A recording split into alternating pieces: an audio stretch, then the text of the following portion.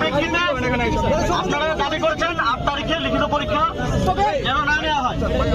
এ বিষয়ে এখন ভাই স্যার একটু জায়গা দেন না ভাই, এখান থেকে সচিব স্যার ভাই পিছনে ভাই সরেন না ভাই, সবাই সরেন।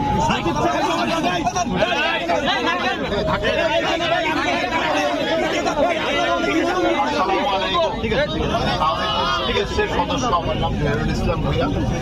আমাদের মন্ত্রী মহোদয় এখানে আছেন। আমাদের এই সন্তানদের মতো যেসব ক্যান্ডিডেট প্রার্থী বলি, ছাত্র বলি, সবাই এখানে আছেন। দীর্ঘদিন যাবৎ পরিশ্রম আমরা এখানে আছি একটা সদিচ্ছা নিয়ে। আমরা সরকারের বিভিন্ন মহলে কথা বলেছি। মন্ত্রী মহোদয় এখানে আছেন, উনি সাক্ষী হিসেবে আছেন। বিভিন্ন জায়গায় কথা বলে আমরা একটা সিদ্ধান্ত নিয়েছি।